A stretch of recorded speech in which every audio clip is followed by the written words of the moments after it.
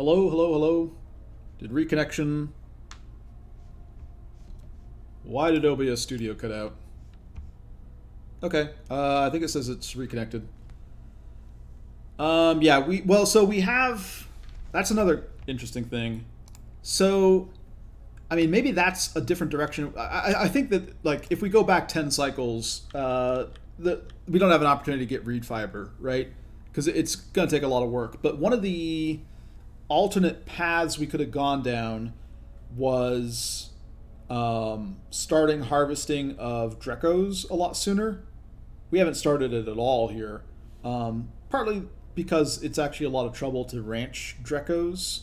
We did print out some balm lily, so, and we did, as we dug out, as we explored, we did find an area where we could get some chlorine. Like there's bleach stone over here that we could be harvesting.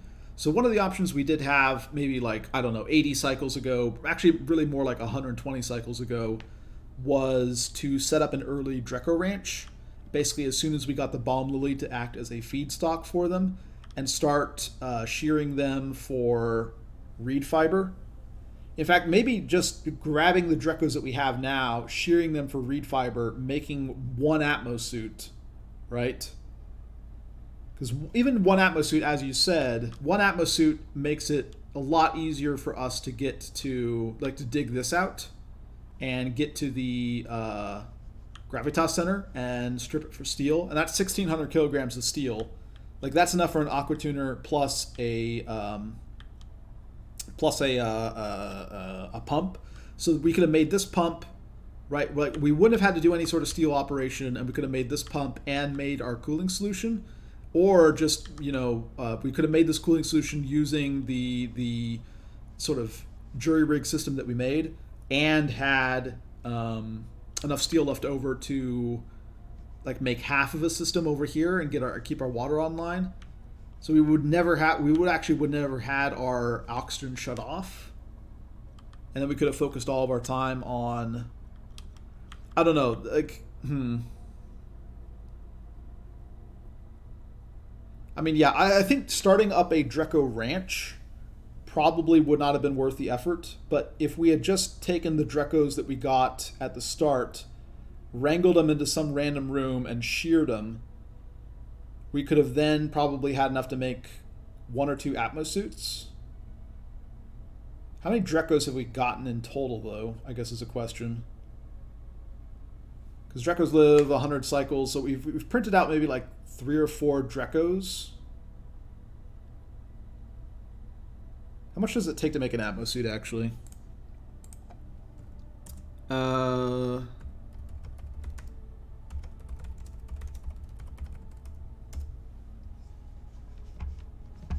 Is stream still offline? No, okay, we're online.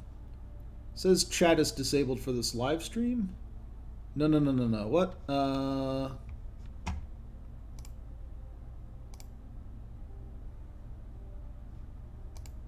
Okay, never mind. Okay, I'm back. Yeah, sorry, my chat cut out. So we could have sheared some Drecos. We could have built an exosuit forge. And then we could have made an atmosuit. We could have probably made 2 atmosuits. I think we would have either 1 or 2, because I don't remember if it was 3 or 4 Drecos that we had. We did in this run print out 3 new Dreklet eggs, so we have that going for us. But I think in terms of Drecos that we printed out maybe only 3, and we could have grabbed them, sheared them, made a atmosuit without having to set up a ranch with the balm lilies and do some long-term operation. But yeah, that was the only thing they've ever given out. They gave out a balm lily seed or 2, which we never really made into a ranch, and then we printed out maybe like 3 Drecos. I think it was 3. I think if we were going to do that, though, we do it way earlier, right? And then we use that atmosuit for like a lot of stuff. Like, we use it not just to make it to the gravitas center, but also to do our entire operation for like because there was a period where we had to push really hard to secure a water supply. If we'd had an atmosuit to do that, that would have gone a lot faster. Like all of this temp shift plate that got built here, we wouldn't have to have built because we would have just had a guy with an atmosuit running through without having to worry about the burns. We also wouldn't needed to spend so much time having people recover from burns. I mean, I don't know. The having to, in a sense, this all really comes back down to the first mistake, which is that we didn't notice early game that our pips were stuck in a loop. Somewhere down here, they were basically like repeatedly drowning themselves as opposed to planting arbor trees for us. And so we didn't get as many wild trees as we would have liked, which meant that we needed to start switching from wild trees to domesticated trees sooner than we would have liked, which meant everything got kind of pushed up a step. If we had had, more wild trees planted by the pips because they weren't trapped in some loop, then a lot of this, right? There's a lot of ways we could have saved ourselves cycles, saved ourselves time, saved ourselves effort. That was one of the big ones.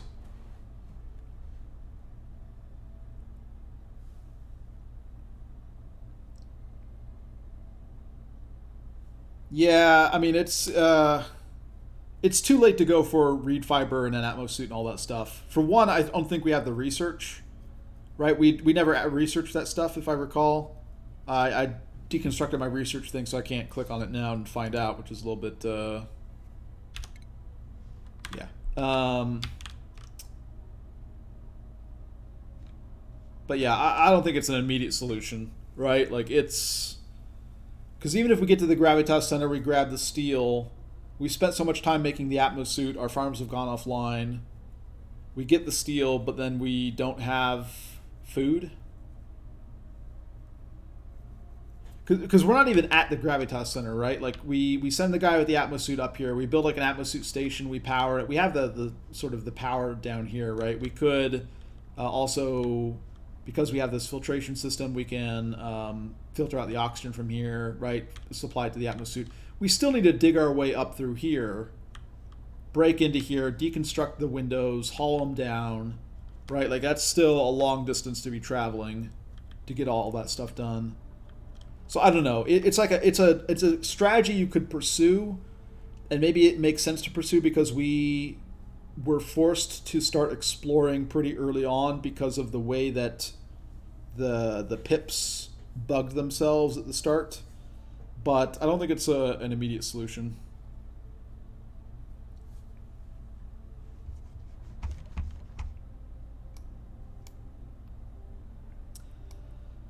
We got the 1200 steel for the aquatuner by basically straight up metal refining. We siphoned off polluted water from our water sieve system, sent it through this metal refinery, so there's still a bit of that pipe jumble here.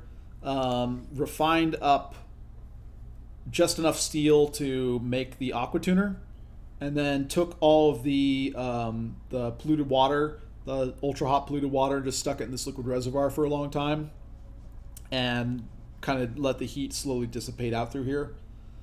We could, I mean, technically this stuff is kind of cooled down enough that we could run it again and we could make more steel that way.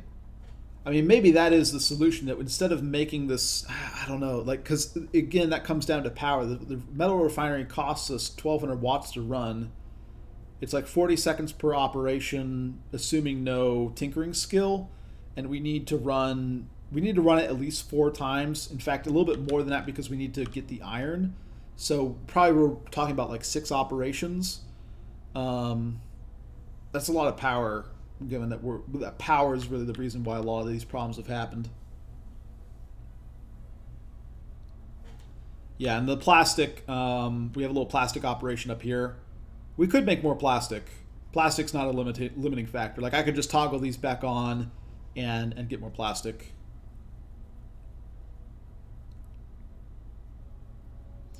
Yeah, so the Dreckos will still drop eggs, right? But they're going to only drop an egg like after 60 cycles or something. I don't remember exactly how often it is. They'll drop once in their lifetime, but the Drecko lifetime is 100 cycles, right? If I'm not mistaken. Like the max age of these guys, I have a couple of them down here. Yeah. Oh, age is 150. Okay, so like they'll drop a new Drecklet, but that new Drecklet will happen like, I mean, we'll be well past where we are right now. So like when we first printed out the Dreckos, it was like cycle, I don't know, 150 or so. So maybe we would have a Drecklet baby somewhere to get like one more reed fiber, but I don't think it. The other alternative is that we know, well, there was a Drecko here, but there's probably like a Drecko or two over here. This guy died, I presume, because of heat, but we could have, we can break in through here. I mean, all of this is pretty hot though. I mean, with our first Atmosuit, in a sense, we could have broken through here and probably gotten enough materials for another Atmosuit, because we know there is a caustic biome over here, and there was a Drecko here. He's just dead now because eventually he cooked. So we could have probably gotten another reed fiber or another Drecko to make another reed fiber, but like waiting for the Dreckos to lay an egg, we would have needed a ranch to get another Drecko egg.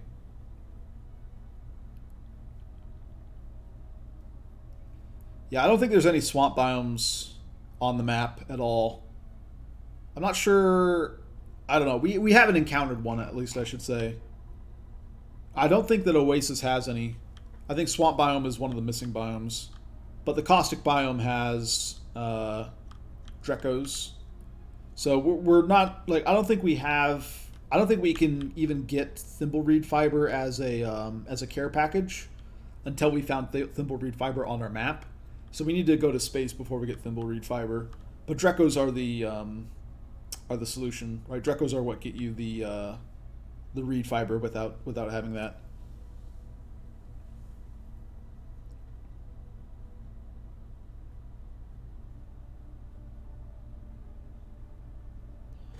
Interesting. So set up a metal refining operation like up here with the oil, and then before running the oil through the oil refinery, right before turning it into petroleum, use it in our metal refinery to make the steel. That's a thought. Part of the issue is that this is really far out of the way, right? So I need to haul, like, the iron. The source of iron that we found was, let's go to metals just so I can find it a little bit easier. So this is the iron that we found down, or not here, but here. So this is lead and this is copper, but this orange bit right here is the iron ore that we found. So you have the iron ore down here. There's probably, this is all aluminum. I don't think we found any other iron ore.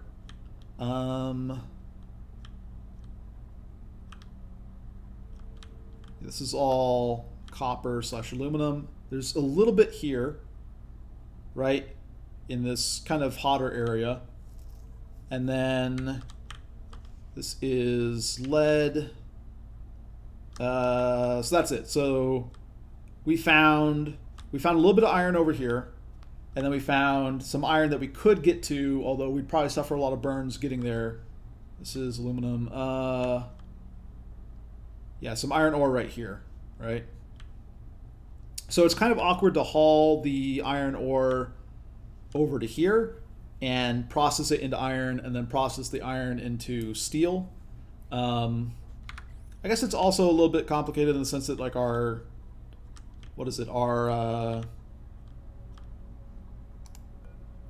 lime and refined carbon are right here right now.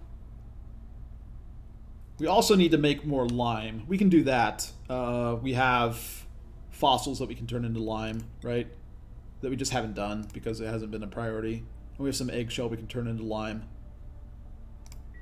So we can make more lime. We can make more steel as a result. We have enough queued up for, or we have enough kind of done right now to make the 400 kilograms of steel that we need for a pump. So I don't know, like it's a trip, but because I think the oil refinery, if I recall, the oil refinery outputs its petroleum at a fixed temperature, right? So it is a way to delete heat, right? I guess part of the trick, though, is that, I don't know, we have a pretty good amount of power left up here because all this hydrogen ultimately just gets scooped up, sent to this hydrogen generator. We need to kind of like, we only have one hydrogen generator built here, so it would take a little while. Like our metal refinery, we need to kind of operate, then stop, then operate, then stop, but we could have done that. So that is one option.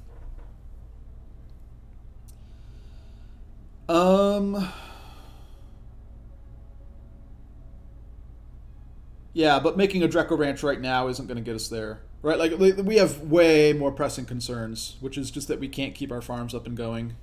It's like we can go and get the steel, but by the time the Dreclet eggs hatch and turn into Drecos and grow up into Drecos that we can shear, we're already dead. Replacing the pump in the saltwater biome. I mean, the issue with replacing the pump in the saltwater biome is that the surrounding water is above 75 degrees, right? So we can replace it, but it's just going to immediately break again. And there's no other place to put it, right? Because like the water itself is just all coming from the saltwater geyser, which is all being produced at 95 degrees. And then we also have the issue that, there's no cooler area of the saltwater biome to break into. There's no, like, we thought that we were going to have a larger area to kind of keep ourselves cool, but there's the heat leak coming from down here, right? So this area is even hotter because it's in contact with this this magma channel, so it's slowly, right, propagating heat up through here. So it's a combination of this being at 95 degrees and then this area heating up. There's no more place to dump heat. So if we replace the liquid pump, it breaks again immediately, basically. Not that it makes too much of a difference because, I mean, the labor we would go through to replace the pump is only going to get us so much water, which is just going to be turned into oxygen anyways. Like if the issue is just sustaining our oxygen for a little bit longer, we have algae we can grab to go and oxygenate things. Swamps are at a location distance 4 on Oasis, according to the wiki. I think, so one thing I think I'm figuring out is that I think we spawned like a small map. So I don't think we actually have that, right? At least in any case, we have not found any swamp biome. So like the total biomes, we have a saltwater biome over here. We have this magma channel beneath our base. I guess we haven't explored out too much this way. There's potentially maybe a swamp biome out here, but it's all like really hot. So we kind of want to wait till we have atmosuits to do any more exploration. Oil biome, caustic biome right here. Then we didn't find anything. This is all just more sand. These are some leaky volcanoes, which are leaking out right through this area here. Then it's basically space, more sandstone biome. So we haven't found a swamp biome. I guess if we find one, then sure. But like in terms of immediate solutions, right? Exploring out in some direction to hopefully find a swamp biome, finding swamp biome, grabbing thimbleweed fiber, and then making an atmosuit out of it and using the atmosuit to go get the steel, which we're then going to, right? Like that's too many steps before we die, I think. We could restart from scratch. I don't know. I mean, we definitely have learned a lot of things over the course of this run. I almost think like the most crucial mistake that was made was like the pips bugging out and repeatedly drowning themselves as opposed to planting trees. Because if we had those pips planting trees just sort of the normal amount, we would have had maybe 50% more trees, and that would have given us more time before we had to switch to domesticated trees, which meant we would have had longer where we were getting free water. And the longer we had free water, the longer we would have the oxygen to keep our base, which meant we wouldn't need to explore out to find new oxygen sources as quickly, which means that we would have been able to spend more time on, say, getting ranching up and running, and then we wouldn't have needed to expand out our farms, because we needed to colonize new areas of the map to fit all of our farms, and that cost us a lot in terms of labor and cooling and all this other stuff. And so, like, if we just get a little bit ahead of the problem, if we just have a little bit more resources to work with, then I think we get there, right? Like, I think if we were to restart, we would go full on print a dupe every 3 cycles, nonstop, right? So I think that's what we would do. But I don't know. I kind of want to finish this one out. I kind of want to get this one to a successful point. I think the solution here is that we don't spend any time on the steel facility that we're setting up. We dig out all of the cold dirt. We use it right away. And we use all of our effort. We almost just like ignore some of our oxygen production for a while. And we put all of our effort into setting up a cooling solution for our farms, right? I think that's the solution. I mean, I think that's the road we need to go down. Because you can see, like, once we have this pipe up and running, right, these farms are fine. If we have a line of cool pipe here and a line of cool pipe here, it's not enough because we're putting hot dirt directly into these farms and we don't have any direct cooling. But even just like half a cycle of running cold water through granite pipes through these farms is enough to put all of them back online. So if we had built those just even a cycle earlier, then we avoid this entire scenario.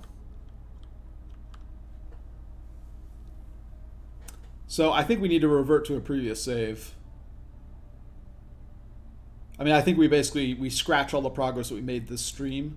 We switch to the earlier save, and then we focus on getting that cooling solution up and running. And it's, I don't know, it's really painful and it really sets us behind. But like, I think it's a focus on hauling in the coal, getting all the coal. I think we don't do this. We don't do this whole hydrogen scoop thing. That's too clever. It doesn't actually work. Right? This is just too cute of a system. It's not worth it. Because we just didn't get that much hydrogen out of this. I think we focus instead on hauling in coal, digging up more coal. We bring in more coal. If we need to, we keep duplicates running on manual generators. If that's what it really comes down to, we switch to manual generators. And then we build out a piping system for this entire thing. And I think that we set it up a little bit differently, right? Like, I think we in fact scrap this entire line right here. Like, I don't really want my pipe going through here. Because this, I mean, I think we're just planning on turning this into insulated area anyways. Like, I want to just take this entire area, turn it all into insulated area, just completely seal off my industrial area, because we're just going to ignore cooling down the industrial area for a while.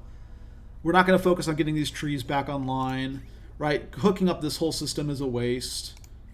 I think instead what we do is we leave up our electrolyzer setup that we had. We just start diverting water to it. I think we don't set up the other system here. We instead, I mean, I don't know. We need the excess water, but we'll find some other way to get the excess water up there. And I think that we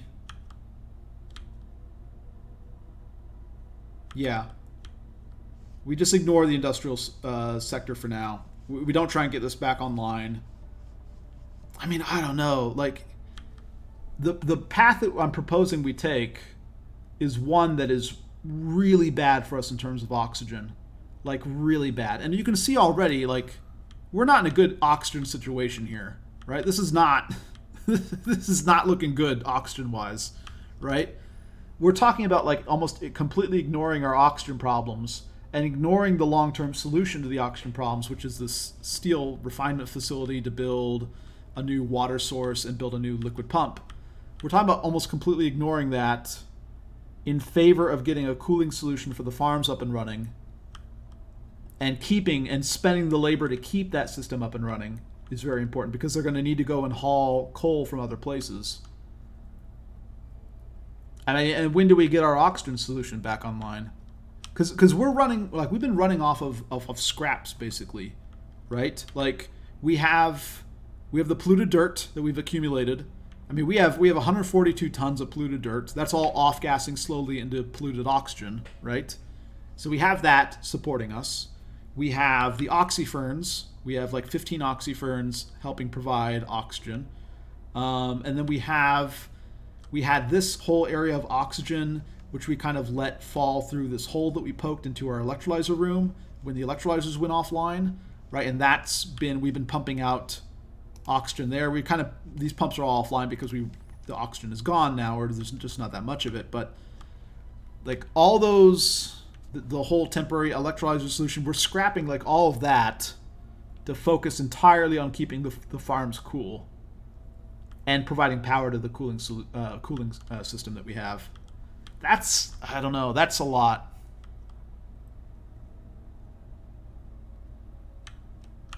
That's a big ask.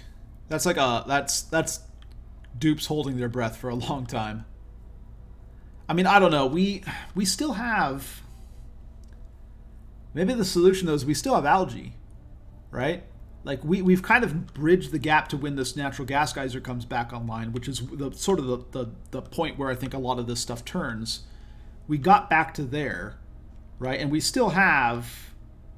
cleaned out all this algae here, but we still have like a good chunk of algae we can even dig out over here that we haven't even touched. It's kind of a big pain to haul this algae back over here, right? But we have algae that we can just toss into these oxygen diffusers, and maybe that's what we do just to keep our oxygen up, right? We just kind of, I don't know. Because even from this point on, right? I mean, think about it. 50 dupes, each consuming 100 grams per second of oxygen, 600 seconds in a day. So each one of them is consuming 60 kilograms of oxygen. That's 3 tons of oxygen that we're consuming every cycle, right? 3 tons of oxygen is roughly equivalent to 3 tons of algae. It's actually a little bit more than that, right? 3 tons of algae is a lot per cycle, right? Like, we'll be going through a lot of this stuff really quickly here. We could use this water up here as well, I suppose. We could dig up to here, let the water fall down, make a pump it into our system. I don't know.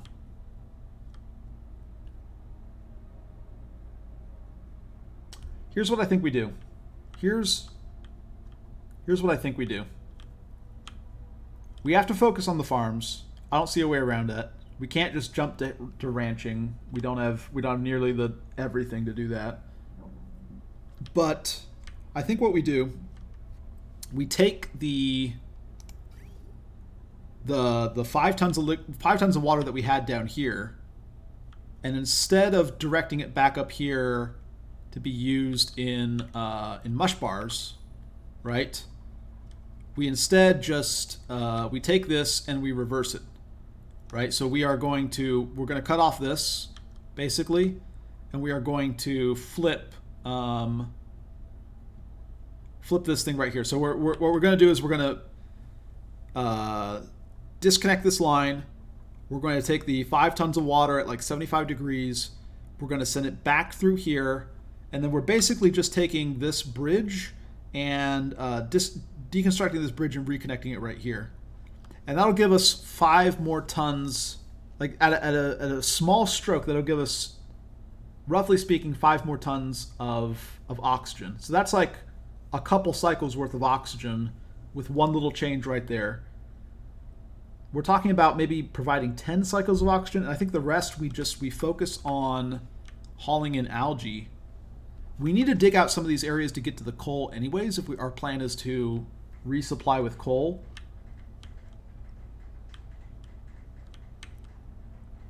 Okay, so I think it's that we go more aggressive with our water reserves. We send our water reserves. In fact, I mean, one thought is, like, we would need a water sieve. Because, like, one thing we could do is we could also just reverse this completely. We could have our spent coolant that we have over here. We could also send that down through this line and go into the system. We need to sieve it up though, because it's polluted water, not regular water, and that introduces problems. But we already have that avoids us having to build any of this sort of infrastructure of gas pumps and mechanical filters and stuff like that, because we already have that kind of built up here to some extent.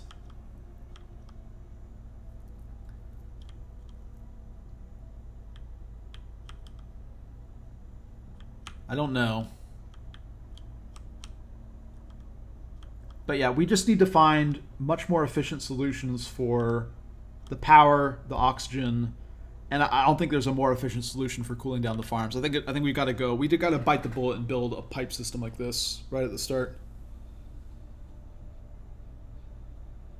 This will probably be like the 4th or 5th time I've reverted back to a previous save.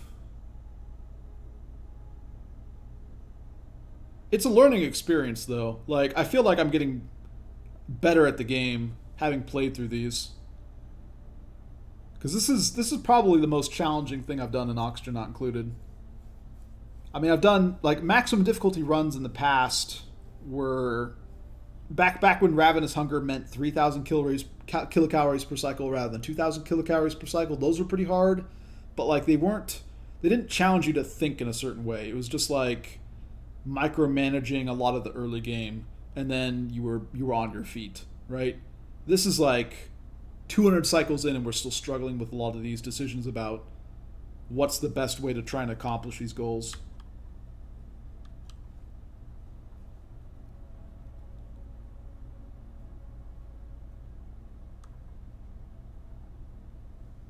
Yeah. Yeah, building an area with like spreading out this polluted dirt would help. I agree. We just don't really have the space, right? Like, I don't want to keep these storage bins near my farms because the polluted dirt is all pretty hot. Like, it's produced at 75 degrees and it kind of stays hot. So we have some issues with that. I mean, I don't know. That's like part of the trade-off, right? The more we spread out these storage bins of polluted dirt, the more heat is going to be transferred to the surrounding air from those storage bins. So it kind of strains the cooling solution, but adds to our oxygen. Because the way that the game calculates how much off-gassing you get, I think it's the square root of the mass. The square root of the mass in kilograms times 0.2 is how many grams per second of oxygen, polluted oxygen you get out, right? So, I mean, in another sense, you could just say it's the mass, the square root of the mass times 0.0002, right? And there you have it. But so if we took, like, right now we have like 8 tons per storage bin, right? If we took that and spread that out across 8 times as many storage bins, so like 1 ton per storage bin, we would have probably about 5 times as much oxygen being produced, something like that.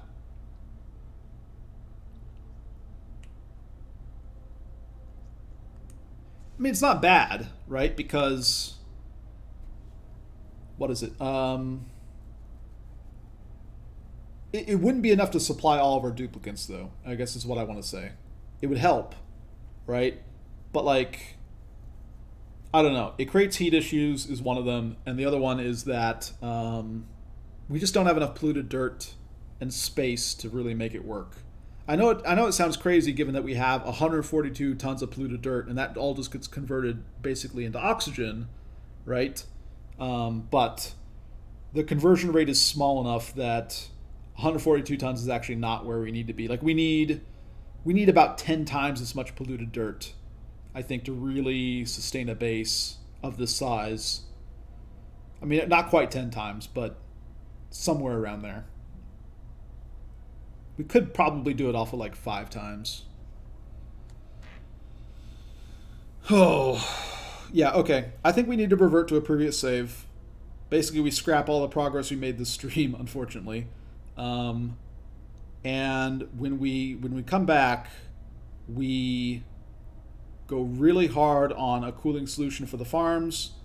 We skimp out as much as possible on the oxygen. Like, we burn resources to make our oxygen. We just take our water supplies, chuck them in, say, hey, this is what we got, right? We just try and survive up to the point that this natural gas geyser comes back online. That solves a lot of our power problems. Once the power problems are kind of done with, or once we're more or less solved on that front and we don't have to have our guys hauling in a bunch of coal, then we just do an about face and we let our cooling system go. We let it go through all our pipes. We keep our farms all online. And we then really press hard on getting our steel up and running, right? We need to get our metal refining up and running because we don't really have oxygen at that point, right? Like we've burned through all of our water. We've burned through pretty much all the algae. And we need to make 400 kilograms of steel to replace this liquid pump down here. I mean, we're going to build it right here, right? But same idea. We're going to build a new liquid pump right here and just connect it up the same way, right? So we're going to build like, right, we're just going to build a liquid pump right here. I don't know why I'm talking about this, but we build a pump here, connect it up, same thing, right? Just spoke off the power and whatnot slightly. Build our liquid pump, get our water flowing back to here, and get our oxygen back online before everyone suffocates. I think it's the plan. But we have to, like, I don't know. When I started the stream today, my first priority was oxygen, I think. Like, I cared about food, but I had 80,000 kilocalories in the bank. I figured it was time to make a push towards oxygen, and I think that was wrong. I think we needed to focus on food again. And in particular, getting a whole cooling system up and running. So yeah, we're scrapping this line right here. I think we're basically going in. We're mopping up this water so that it doesn't fall down, or at least we're building this before we divert 75-degree water to here. Because if like 35-degree water falls on here, that's fine.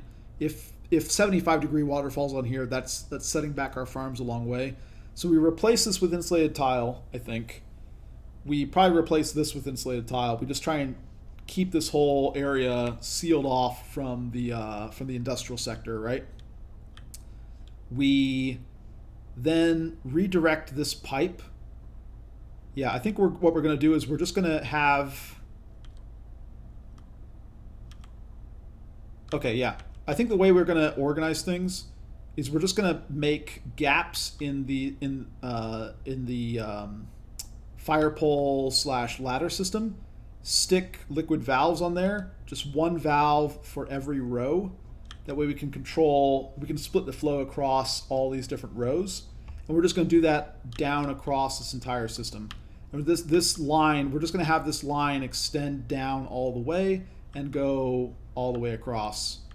The other option is we just entirely scrap the fire pole and then just do a system like this. But we'll have like one big neat system that just spreads that across all of this, and we can have this line over here basically do the same thing before rejoining. And so then we'll have a liquid pipe flowing through every single farm tile is the goal. I think we also right at the start we just say screw the trees. Like we kept a few trees around just to keep until their lumber came in. I think we just say screw that. We dig them up right away. We realign all of our farms to fit more farm tiles in and go from there. Yeah, so like these farm tiles, this all gets moved up by one. All of this gets moved up by one. These all get moved up by one, and we build a line right here. And so we have a new line right here. Basically, we fit in a whole...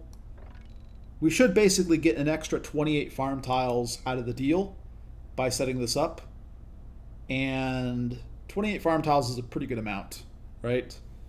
We also get the cold dirt that was under those trees right away, which should delay when the heat problem becomes an issue and give us more time to basically build up our calorie surplus before we kind of need to start relying on our cooling system. Yeah, I mean, so they could, right? We could use the pips to plant trees somewhere, but I think, what is the body temperature limit on the trees is 40 degrees Celsius is part of the issue. So number one issue with that is that, I mean, the outside of my base is still all just like, even the cooler parts of it are still like 60 degrees, and the hotter parts are like 80 degrees. So we would need to devote a lot of cooling to making an area where the pips could like they planted trees here, right? Like they're still planting trees, but they plant a tree here, it's not going to grow. So that's issue number one. And then issue number two is that the wild trees, and this is kind of why we needed to move to domesticated trees after a while, because the wild trees take 18 cycles. They take 18 cycles to develop the trunk, and then 18 cycles on top of that to grow the branches. So it's 36 cycles before you get any lumber out of them, right? So, and that's the reason why we couldn't. I mean, because like there was a question, why not at the beginning of the game just rely entirely upon wild trees, right? Because at the beginning of the game, we rushed to build this industrial sector with all these ethanol distillers, and that was how we were generating the water to generate the oxygen for the base to keep everyone breathing. But like the issue that we run into is because like we are printing out a new duplicant roughly every 3 cycles, right? Like we print it out roughly once every 4 cycles to get to 50 duplicants by cycle 200. But when you're printing out a duplicant that fast, the rate at which you need to start planting new wild trees, it just kind of becomes pretty ridiculous, right? And when you get to 50 duplicants, to sustain all of them off of wild trees is also just the amount of space it takes is kind of a rough deal. So we want to get more trees up, and we are going to have like a pip branch where we start getting more arbor tree acorns. Sorry, excuse me. We're going to start up a new ranch where we get some arbor tree acorns so we can expand our trees, but they're all going to be domesticated trees, I think, going forward, just because it's so long over rev up time on the wild trees that I don't think it can sustain our base, right? I mean, even if we had not had the pips kind of bug out at the very beginning of the run, I think we still wouldn't have been able to coast off of wild trees forever just because of that long sort of lead up time and the amount of space that they take up. But yeah, I don't know. Maybe pip ranching is one of the ways we should have approached this at the start. It might have helped. I don't know. Pip, because that was another thing too. Like, there's a limit on when we can start up ranching, because we only start off with 1 hatch in the entire biome, and pips are not as good as hatches for a large number of reasons. One is that they just provide half as much meat as a hatch. So I don't know, but maybe starting off with ranching them, given that we have a decent population of them at the start, might have saved us from building a lot of these farms. I don't know.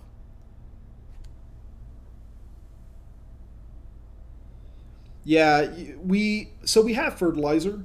Like we have dug out a decent amount of fertilizer, right? Agriculture. Yeah, so we have 325 kilograms of fertilizer. We probably could make. I mean, I guess we don't have much in the way of phosphorite, but we could make more fertilizer. The issue, though, is that you can't fertilize mealwood. So even if we set up a greenhouse and started applying farmer's touch to these things, it doesn't work for mealwood, unfortunately. But yeah, and also fertilizer does not work on trees. So fertilizer will grow the trunk faster, right? But it doesn't grow the branches any faster. So once the tree has matured, the fertilizer doesn't do anything for it. So that was actually one of the things that caught me off guard, because I thought you could fertilize trees. And so what I thought because I switched to domestication of the trees fairly early on, because I thought that you could fertilize them. And so I gave up some, the transition the transition had to be made, but we made the transition a little bit faster than we should have, right? Because I thought that we could fertilize them and therefore make them like water positive. And turns out you can't do that. And so that's one of the things that we learned. Basically made the transition at the wrong time. Like, in fact, that's where a lot of the, like, I don't know.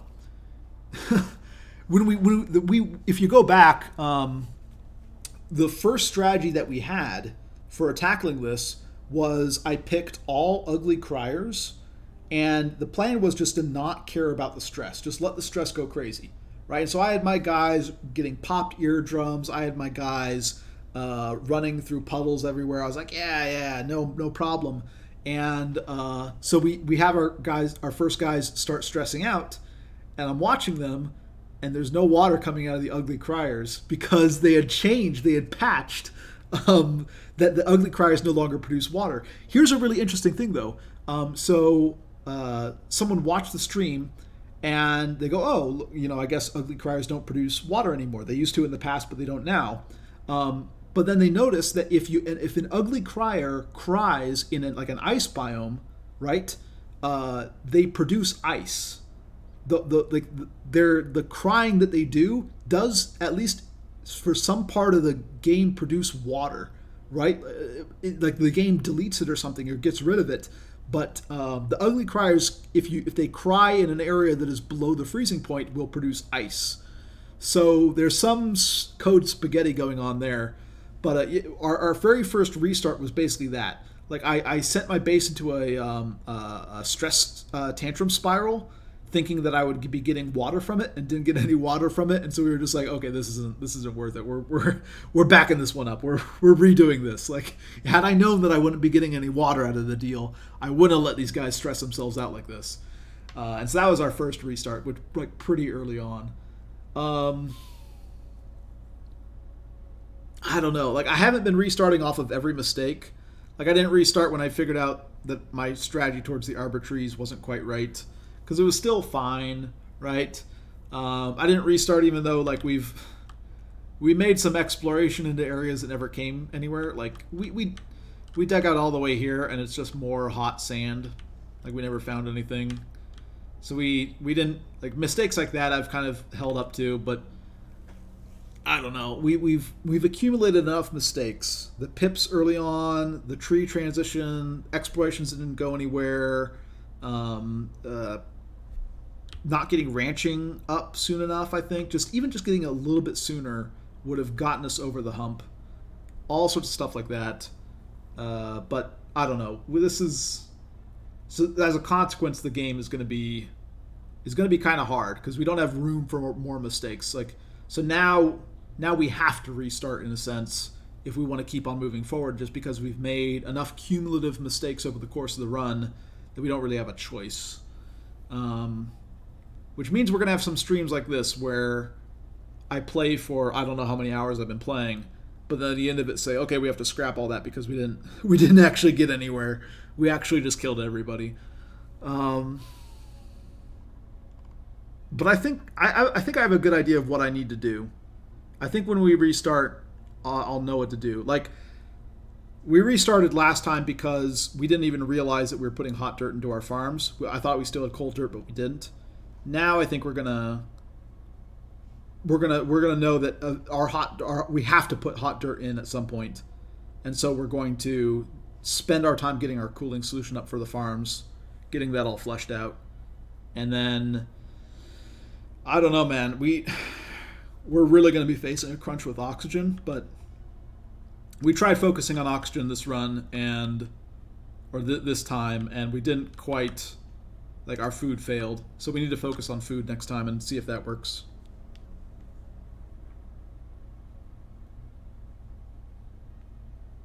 I don't think it's been reversed because we've had people stress out here, and we've seen people crying and they haven't been generating water. This water right here is from replacing these tiles. Like, this is the thing that I actually think is strange. I thought that you could just build over a tile and not have water fall down, right? But we had water from this area leak down into here as we replace these tiles. I didn't think it worked like that. I mean, I don't know. Granted, this is kind of a newer feature. We weren't always able to build over these things, so it's not like I have, some years of memory to work off of, but I don't know. But yeah, we saw people crying, and they didn't produce any water. So at least on this save, it isn't. Like, I don't know. This should be patched to the latest version. But it is still interesting that if they cry in a place that's colder than the freezing point, they produce ice. So there's I'm kind of wondering how the game is coded that it does that. But it's not super relevant for us because we don't have anywhere to produce ice. Although I'm also this is another thing that I'm curious about.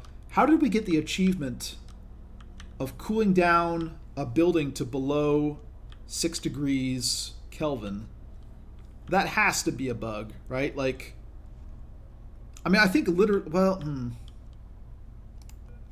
what would cause that? Because just having a building in a vacuum doesn't do it, right? The building itself has mass and retains a temperature.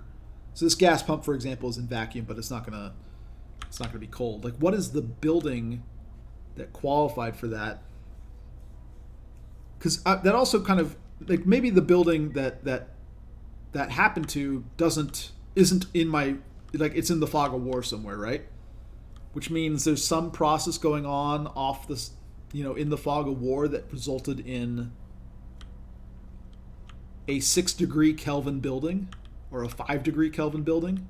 I don't know. Maybe it's just a straight up bug.